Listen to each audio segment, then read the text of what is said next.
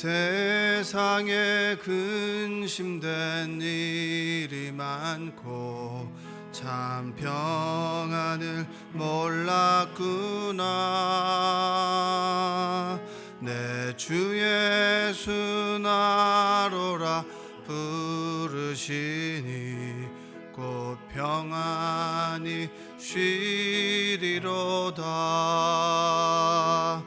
주 예수의 구원의 은혜로다. 참 기쁘고 즐겁구나. 그 은혜를 영원히 누리겠네. 곧 평안히 쉬리로다. 이 세상에 곤고한 일이 많고 참 쉬는 날 없었구나. 내 주 예수 날 사랑하시오니 곧 평안히 쉬리로다. 주 예수의 구원의 은혜로다.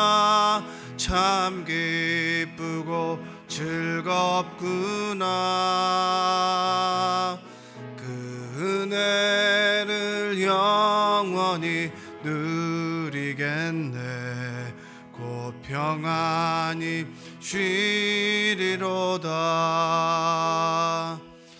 이 세상에 죄악된 일이 많고 참 죽을 일 쌓였구나. 주 예수 날 건져 주시오니 곧 평안히 쉬리로다. 주 예수의 구원의 은혜로다. 참 기쁘고 즐겁구나. 은혜를 영원히 누리겠네. 곧 평안히 쉬리로다.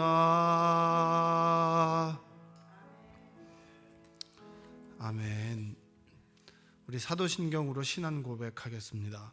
전능하사 천지를 만드신 하나님 아버지를 내가 믿사오며 그 외아들 우리 주 예수 그리스도를 믿사오니 이는 성령으로 잉태하사 동정녀 마리아에게 나시고 본디오 빌라도에게 고난을 받으사 십자가에 못 박혀 죽으시고 장사한 지 사흘 만에 죽은 자 가운데서 다시 살아나시며 하늘에 오르사 전능하신 하나님 우편에 앉아 계시다가 저리로서 산 자와 죽은 자를 심판하러 오시리라. 성령을 믿사오며 거룩한 공회와 성도와 서로 교통하는 것과 죄를 사하여 주시는 것과 몸이 다시 사는 것과 영원히 사는 것을 믿사옵나이다. 아멘. 오늘 하나님 주신 말씀은 고린도전서 14장 1절로 19절까지 말씀입니다. 14장 1절로 19절까지 교독해서 읽도록 하겠습니다. 사랑을 추구하며 신령한 것들을 사모하되 특별히 예언을 하려고 하라.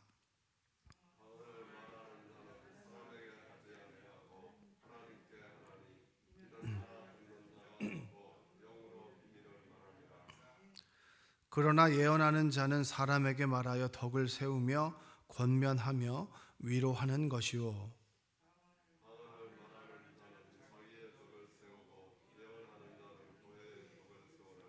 나는 너희가 다 방언 말하기를 원하나 특별히 예언하기를 원하노라. 만일 방언을 말하는 자가 통역하여 교회의 덕을 세우지 아니하면 예언하는 자만 못하니라.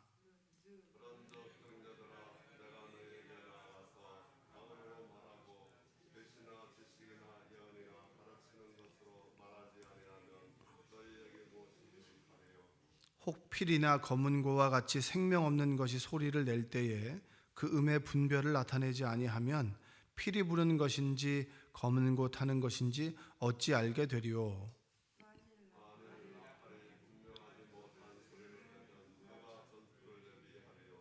이와 같이 너희도 혀로서 알아듣기 쉬운 말을 아니하면 그 말하는 것을 어찌 알리요. 이는 허공에다 말하는 것이라.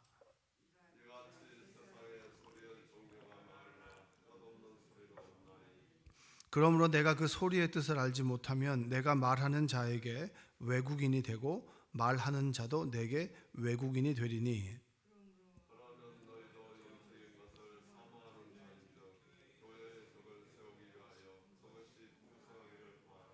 그러므로 방언을 말하는 자는 통역하기를 기도할지니.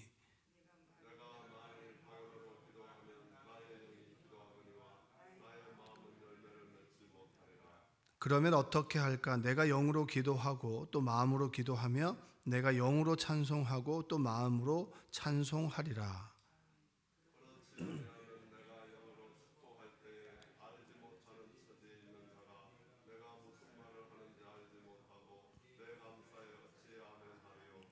너는 감사를 잘하였으나 그러나 다른 사람은 덕세움을 받지 못하리라.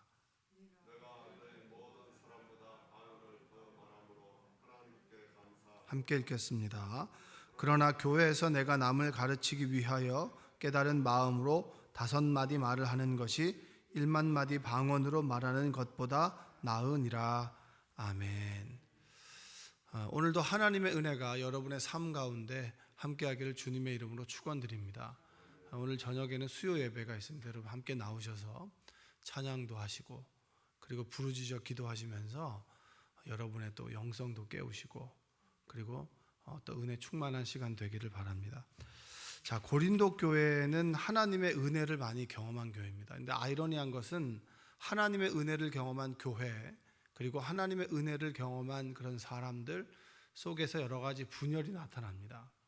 그러니까 은혜가 많은 곳에 그리고 시험거리도 많다라고 하는 얘기입니다. 왜냐하면 하나님이 시험을 주시는 것이 아니라 하나님의 은혜가 풍성한 곳에 마귀가 역사를 하고 그리고 연약한 우리를 늘 흔든다라고 하는 이야기일 수 있습니다.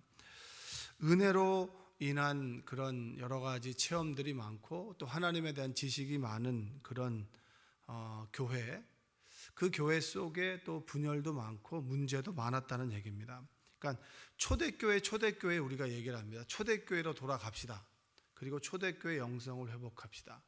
그리고 초대교회 기적을 경험했으면 좋겠습니다. 라고 얘기할 때 초대교회는 바로 고린도 교회를 얘기를 하는 겁니다. 그러니까 성경에 나타난 교회들, 그러니까 성경에 나타난 초대교회, 그곳에는 하나님의 기적도 많았고 체험도 많았는데 그만큼 문제도 많았다. 그런데 그럼 뭐하러 초대교회로 돌아갑니까? 라는 질문을 우리가 할 수 있잖아요. 초대교회 하나님의 은혜도 많았고 문제도 많았지만 중요한 것은 그 문제들을 해결해 나갔다라는 겁니다. 문제가 해결되고 하나님께서 원하시는 교회의 모습으로 되어져 갔다. 그러면 지금 우리가 교회에서 신앙생활을 하고 하나님의 은혜를 경험했다라고 했을 때 우리에게도 여러 가지 문제가 생겨날 수 있고 시험거리들이 생겨날 수 있지만 고린도 교회가 그 문제를 해결해 나갔듯이 고린도 교회의 문제가 해결되었듯이 우리도 문제를 해결할 수 있다. 주의 도우심으로. 할렐루야. 이것이 여러분 우리가 서신을 읽어 나가는 큰 어떻게 보면 주제 중에 메시지 중에 하나이라고 하는 겁니다. 자, 그러면 우리가 좀 정리해 보면 고린도 교회 문제가 뭐였을까라고 했을 때 교회 분열입니다. 나는 바울이 좋네. 나는 아볼로가 좋네. 그리고 나는 베드로가 좋다. 바울이 좋다. 또 난 예수님이 좋다라고 하는 식으로 지도자에 따라서 사람들이 분열되었다라고 하는 겁니다. 이 사람도 좋고 이 사람도 좋은 게 아니라 이 사람이 좋으니까 난 이 사람이 싫어. 이런 거예요. 근데 여러분들의 신앙생활을 하면서 나는 이것도 좋고 이것도 좋은 여러분 되시기를 주님의 이름으로 축복합니다. 꼭 우리는 이게 좋으면 이게 또 싫다라는 식으로 나가는 거예요. 그것이 아니라 이것도 좋고 저것도 좋고. 한번 따라서 해볼까요? 이것도 좋고 저것도 좋고. 네. 그러니까 이 은혜도 좋고 저 은혜도 좋은 거지 이것만 좋은 건 아니라고 하는 겁니다. 두 번째는 뭐냐면 소송과 근친 상간이에요. 그러니까 교회 문제를 세상으로 가지고 나가요. 그리고 계모, 그러니까 새어머니와 아들의 문제, 이게 성적인 문제들이 일어나게 됐습니다. 그리고 결혼에 관련된 문제예요. 쉽게 이혼을 하게 되고 결혼을 해야 되는지 말아야 되는지 이런 문제들, 그리고 우상 제물을 먹는 문제. 그러니까 신전에서 우상에게 드려진 그 고기가 시장에서 유통이 되었습니다. 근데 그것을 아랑곳하지 않고 먹는 사람이 있고, 어떤 사람들은 자신의 그 어떤 신앙의 양심도 있을 것이고, 그리고 비위도 좋지 않아서 우상에게 드려진 제물 자체를 아예 먹지 않는 게 있어요. 근데 그 먹는 사람과 먹지 않는 문제가 함께 교회에 있었습니다. 그럼 무엇이 옳고 그름인가요? 그랬을 때 모든 것이 가하나 모든 것이 유익하진 않다라는 식으로 바울이 탁월한 해석을 내리게 됩니다. 만약에 네가 먹는 것이 거리낌이 없어도 먹는 것에 실족하는 사람이 있다면 먹지 말아라. 참 어떻게 보면 대단한 것이죠. 자, 그렇게 그 문제를 얘기했고, 그리고 15장에 관련해서는 예배에 관련된 문제입니다. 예배에 관련된 문제, 또 15장에는 부활에 관련된 문제. 그러니까 고린도 교회는 문제가 많았다. 뭐가 많았다고요? 문제가 많았다. 그러면 많은 사람들이 교회에서 왜 이렇게 은혜가 많은 거고 하나님을 믿는 사람들이 이렇게 문제가 있어? 여러분, 사람들이 모인 곳에는 늘 문제가 있다.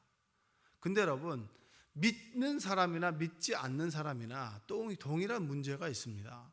그런데 거기에서 문제를 대하는 태도, 성령께서 함께 하시고 그 문제를 서로 해결해 나가는 그 과정이 믿는 사람들은 다르다라고 하는 것이죠. 여러분들이 그러한 지혜가 있기를 주님의 이름으로 축복합니다. 자, 그러면서 13장에는 사랑에 대해서 얘기합니다. 또 12장에서는 은사에 대해서 얘기하고요. 신령한 것을 구하고 하나님의 것을 구하고 성령을 구하는 사람에게는 성령이 함께 하심을 우리가 경험하게 되는데, 성령이 함께 하심을 경험하게 됐을 때 우리에게 나타나는 현상 중에 하나는 뭐냐면 은사가 나타납니다. 은사. 여러분에게는 어떤 은사가 있나요? 다양한 은사가 있겠죠. 방언의 은사가 있을 수 있겠고요. 또 하나님의 말씀을 대언하는, 하나님의 마음을 깨닫는 어떻게 보면 예언의 은사가 있을 수 있습니다. 그리고 병고침의 은사가 있을 수 있겠고요. 어떤 사람에게는 또 방언을 해석하는 통변의 은사가 있을 수 있습니다. 이런 은사가 나타나는데 그 은사로 인해서 교회에 문제가 생긴 거예요.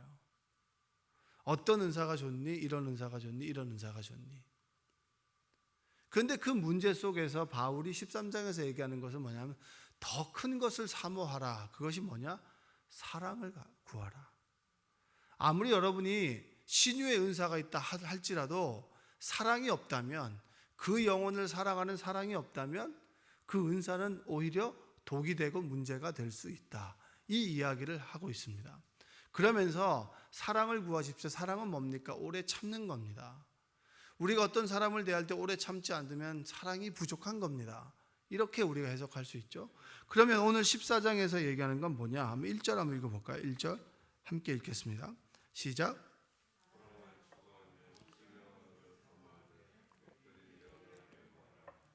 자, 우리가 정말 은사에 대해서 먼저 얘기할 때 짚고 넘어가야 될 것은 뭐냐면 은사를 구하기 전에 여러분 성령을 구하라는 겁니다.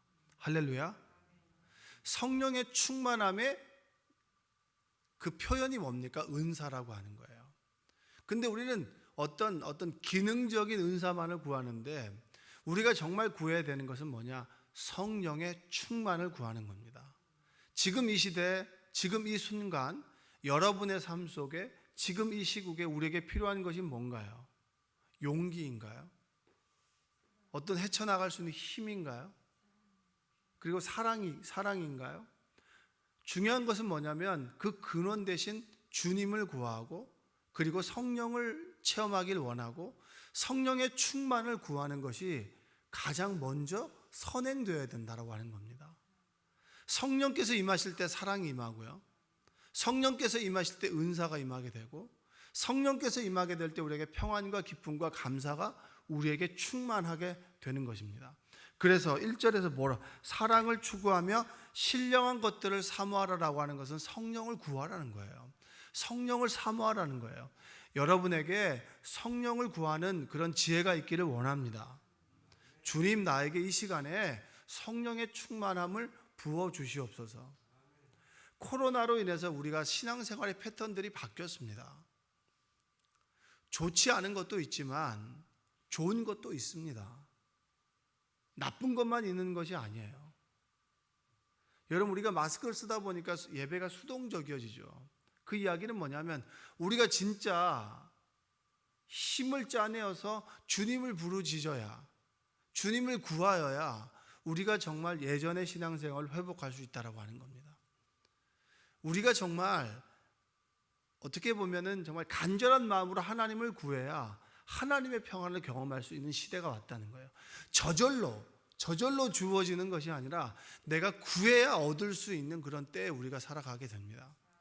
내 신앙의 절박함, 그리고 하나님에 대한 소중함, 그런 것들을 우리가 경험할 수 있는 때입니다. 사랑을 추구하며 신령한 것들을 사모하되 특별히 예언을 하라고 하라. 자, 여기서 뒷부분에 어떤 얘기가 나옵니까? 너희들이 그래, 성령을 구하고 성령께서 주시는 은사를 구해. 그런데 그 중에서 구하려면 뭘 구하라고요? 예언을 구하라는 거예요. 여기서 14장에서는 방언과 예언을 좀 비교를 합니다. 여러분들은 방언의 은사를 원하세요? 예언의 은사를 원하세요? 예언의 은사를 원하세요? 예언의 은사라고 하는 것은 앞니를 점치는 게 아닙니다. 예언이라고 하는 것은 하나님의 말씀을 깨닫는 거예요. 하나님께서 이것을 원하시는구나라고 하는 걸 깨닫는 거죠. 그런 의미에서 여러분들이 예언을 원하시는 줄로 믿습니다. 자, 우리가 은사를 갖게 될 때 우리는 하나님을 체험했다라고 얘기를 합니다. 그렇게 얘기를 하죠.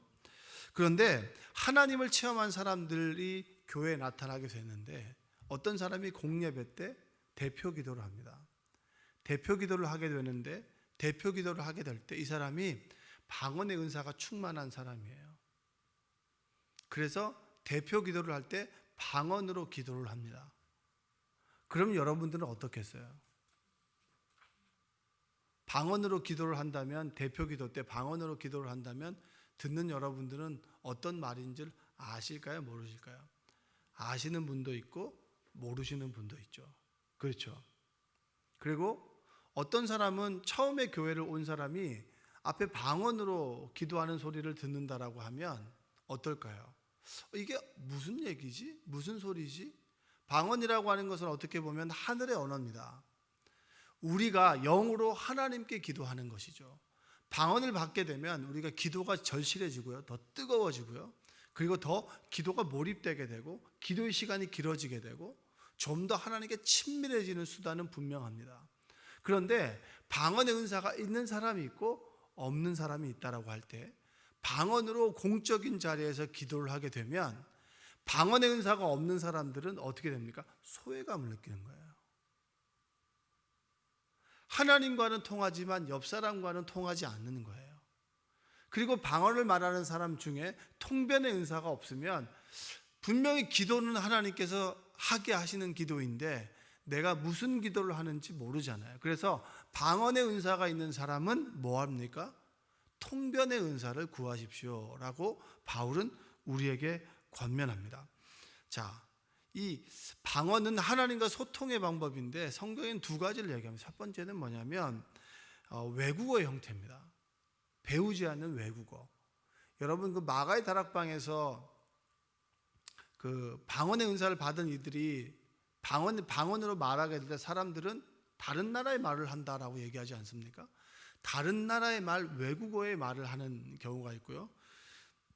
그리고 두 번째는 뭐냐면, 두 번째는 정말 우리가 하나님과의 소통하는, 우리가 그 외국어의 의미는 아니지만 기도하게 되면서 몰입되고 깊어지게 되는 그런 외국어 형태가 아닌 하늘의 언어를 하게 되는 두 종류가 있을 수 있습니다. 그런데 문제는 공적인 예배 알아듣지 못하는 사람들에게 방언으로 말하게 되면 덕이 되지 않는다. 자, 예언과 방언 두 가지가 있다면 둘 다 소중하고 귀한 것이지만 여러분에게 만약에 공적인 예배나 그리고 사람들에게 통용되는 은사를 구한다면 저는 여러분들이 예언을 하십시오. 여러분, 우리가 설교를 듣다 보면 하나님께서 이런 마음을 주세요, 그리고 하나님께서 이런 마음을 깨닫게 하세요 라고 하는 것이 뭡니까? 그게 예언이에요.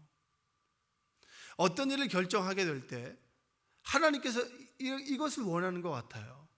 자, 이것도 옳고 저것도 옳지만 중요한 것은 하나님께서 이것을 원하세요 라고 하는 게 뭡니까? 예언입니다. 그래서 방언과 예언, 쉽게 말하면 고린도 교회 은사로 인해서 하나님의 은혜를 경험했지만 은사로 인해서 분열이 일어나게 됐을 때 여러분, 차라리 예언을 하는 것이 오히려 덕이 됩니다. 방언이라고 하는 것은 하나님과 나와는 통하는데 옆에 사람은 통하지 않지 않습니까? 그렇기 때문에 여러분들은 차라리 예언을 한다면 사람들에게 덕이 되는 그런 방언보다는 예언을 하십시오. 공예배에 나와서 방언으로 기도하기보다는 사람들이 알아듣는 언어로 이야기해 주십시오. 이렇게 얘기를 하는 겁니다. 어떻게 보면 굉장히 지혜로운 것이고 그 교회 현안에 대한 문제를 이야기해 주고 있는 것입니다. 방언은 혼자 있을 때 하나님께 부르짖을 때 하십시오. 그러나 공적인 예배 자리에서는 방언보다는 그냥 방언을 하지 마십시오 라고 하는 것을 권면해 주고 있는 겁니다. 여러분, 그렇게 보면 예언은 점을 치는 것이 아니죠. 하나님의 음성을 들려주는 것이죠. 그러면 예언을 하라 그랬을 때 예언의 문제 중에 하나가 뭐가 나올 수 있겠습니까? 강단에서 사도들이 하나님의 말씀을 전합니다. 하나님께서 이렇게 말씀하십니다. 주님께서 이렇게 말씀하셨습니다. 그런데 듣는 회중 중에 한 명이 나중에 사도에게 하나님께서 나에게 주신 말씀은 그것이 아닙니다. 하나님께서는 이렇게 말씀하셨습니다 라고 하면 이것과 이것이 부딪히게 됩니다. 그게 무슨 문제죠? 거짓 선지자의 문제가 될 수 있는 거예요. 예언을 하라 그랬을 때 예언의 문제는 뭐냐? 누가 더 하나님의 말씀을 제대로 전했느냐라고 하는 문제가 생겨날 수 있겠죠. 그래서 하나님께서는 사도들을 통해서 뭘 많이 일으킵니까? 기적을 일으키시고요, 성령께서 역사하시는 것을 사도들을 통해서 드러나게 하십니다. 저는 실제로 그런 경험들을 한 적도 있고 들은 적도 많이 있습니다. 하나님 말씀을 전했는데 그것이 아니라는 거예요. 그렇게 말씀하시지 말라는 거예요. 어떤 교회에서는 정말 장로님께서 목사님을 위한다고 일부 예배를 마치게 된 목사님, 그 설교를 듣다 보니까 이런 단어는 좋지 않은 것 같습니다. 2부 예배를 마치면 다른 분이 와서 그렇게 설교하는 건 좀 아닌 것 같습니다. 그러니까 그분은 정말로 악한 의도가 아니라 목사님을 위해서 이렇게 조언을 한 거예요. 근데 은퇴하기 전에 그 목사님 그 얘기를 다 들었어요. 근데 후임 목사님이 와셨는데도 그분은 그렇게 얘기를 하셨어요. 그러니까 그 후임 목사님이 듣고 너무 당황스러운 거예요. 그래서 한날은 그 장로님께서 그 말을 하시길래, 장로님, 설교가 끝나고 난 다음에 설교에 대해서 그렇게 얘기하는 것은 어떻게 보면 목사에게 설교는 생명인데, 하나님 말씀을 전하는 것인데 하나님 말씀을 이렇다 저렇다라고 얘기하는 것은 그것은 좋지 않은 것 같습니다 라는 얘기를 했는데 그 장로님이 쇼크를 받은 거예요. 왜냐하면 자신은 목사님을 위한다라고 얘기를 하는 거예요. 그리고 한 일주일 정도 있다가 그 장로님이 울먹울먹하면서 새벽 기도를 마치고 난 다음에 안수 기도를 해달라고 얘기를 하는 거죠. 그래서 안수 기도를 해주려고 하는데 강대상 위에서 안수 기도를 받기를 원한다. 그래서 그 목사님이 안수 기도를 해줬다는 겁니다. 그러니까 눈물을 막 흘리면서 자신은 잘 몰랐다는 거예요. 저는 그 장로님이 악의적인 의도로 얘기했다고 생각하지 않아요. 참 성숙한 분이라고 생각해요. 어떻게 하면 교회를 위해서 헌신하고 어떻게 하면 목사님에게 도움이 될까라고 하는 것을 고민하면서 그 말씀을 드렸던 거죠. 그리고 그것이 부담이 된다라고는 생각을 해보지 못했어요. 내가 할 수 있는 최선이구나. 근데 그 목사님에게는 부담이 되었고 그걸 말씀했을 때 그 자리를 받아들였죠. 그 목사님도 기도하면서 얘기를 한 거예요. 문제가 해결된 거예요. 여러분, 이건 정말 아름다운 예인데 설교가 이래 뭐래 이런 말을 해 저런 말을 해 하나님께 세우신 사람에게 대해서 하나님 말씀을 선포하는데 이것이 하나님 말씀이요, 그 하나님 말씀대로 그건 아니요라고 더하기 빼기를 첨가하게 되는 순간에 교회는 문제가 생길 수 있습니다. 그래서 그 당시에도 초대교회도 거짓 선지자와 거짓 예언을 하는 사람들이 많이 있었다라고 하는 겁니다. 방언의 문제보다도 예언의 문제가 더 있을 수 있어요. 하나님께서 세운 사람, 우리 지금 교회로 보면 목회자이죠. 담임 목사님, 그리고 강단의 설교를 하는 목사들입니다. 신학 교육을 받고 목사로서 소양을 가지고 그리고 훈련을 받아서 또 하나님 말씀에 귀를 기울이고 말씀을 준비하고 선포를 합니다. 그러면 여러분, 하나님의 말씀이라고 받아들여야 되는 거예요. 그것에 대해서 목사님과의 관계가 좀 나빠지게 되고 또 마음에 들지 않게 되면 그것을 하나님의 말씀으로 받아들여지지 않는 경우들도 많아요. 여러분, 그렇게 되면 뭐죠? 예언은 더 이상 예언이 될 수가 없습니다. 그게 바로 은사가 가지고 있는 문제가 될 수 있는 거예요. 하나님께서 강단에 세운 사람들의 권위를 존중하고 믿고 그 권위를 인정하고 신뢰할 때 하나님 말씀 안에서 우리가 하나가 되고 그리고 주님 안에서 쓰임받는 믿음의 공동체가 될 수 있다고 하는 것입니다. 여러분들이 그러한 여러분 되시기를 주님의 이름으로 축복합니다. 자, 12절을 한번 읽어볼까요? 12절 읽겠습니다. 시작. 그러므로 너희도 교회 덕을 세우기 위하여 그것이 풍성하기를 구하라. 방언과 예언 모든 것이 좋습니다. 모든 은사는 필요하기 때문에 하나님께서 필요에 따라 사람들에게 주시는 것입니다. 그런데 이 모든 은사는 때로 절제되어야 될 때도 있고 써야 될 때가 있는데 그 기준이 뭐냐? 교회의 덕을 세우는 거예요. 어떤 사람이 실족하지 않게 하는 것이고 교회를 세워나가는 데 있어서 무엇이 필요한가? 교회의 덕이 되지 않는다라고 하면 하지 않는 여러분들 되시기를 원합니다. 내가 하는 이 헌신과 봉사가 교회의 덕이 된다라고 하면 열심히 하셔야죠. 그러나 나의 열심이 오히려 교회의 덕을 세우지 않는다라고 하면 우리가 하나님께 묻고 기도해야 됩니다. 그리고 조금은 절제할 수 있는 것들도 필요하다라고 하는 거죠. 왜냐? 교회를 세워야 되니까. 나의 열심과 나의 열심이 부딪혀서 문제를 일으킨다라고 하면 여러분 어떻게 해야 됩니까? 서로 열심히 하자고 서로 문제가 생긴다면 어떻게 해야 되는 것이죠? 나는 이거 잘해보자고 했습니다. 난 교회를 위해서 했습니다. 근데 그 교회를 위하는 마음이 서로 부딪혀서 문제가 생긴다면 어떻게 해야 됩니까? 서로 양보하고 물러서는 것이 옳습니다. 서로 잘하기 위해서 문제를 만들어내고 싸우는 것이 여러분 오히려 독이 될 수 있어요. 교회의 덕이 되지 않아요. 저는 여러분 제가 목회를 하면서 제 신념 가운데 하나 늘 가르치는 것 중에 하나가 잘하기 위해서 싸우는 것보다 조금 못해도 화목하는 것이 훨씬 더 교회를 세우는 것입니다. 왜 그렇습니까? 교회의 덕을 세우기 위해서입니다. 저 교회는 늘 싸워. 저 사람과 얘기하면 늘 다툼이 생겨. 그러면 여러분 말을 좀 절제하는 것이 오히려 더 덕이 되는 것입니다. 왜냐? 교회를 세워나가는 것이기 때문입니다. 전 여러분들이 그러한 지혜를 갖게 되시기를 원합니다. 뭘 잘하고 하기보다는 서로 합력할 수 있고 서로 협력해주고 지도자가 되기보다는 여러분 이제는 지도자가 되기보다는 지도자를 잘 보필할 수 있는 그런 은사가 있기를 원해요. 선교회장님이 누가 됐습니다. 조금 부족해요. 그러면 지적하기보다는 그 부족한 것들을 말없이 채워주고 기도해 주는 것이 오히려 교회의 덕을 세운다라고 하는 겁니다. 늘 이 사람 하면 아유 마음에 안 들어. 뭐 어떤 사람 마음에 안 들어. 그거보다는 교회 덕을 세우게 좀 절제하는 것. 그것이 바로 바울이 고린도 교회와 오늘 우리 생명나무 교회에서 오늘 이 시대 신앙생활하는 여러분들에게 주는 믿음의 권면인 줄로 믿습니다.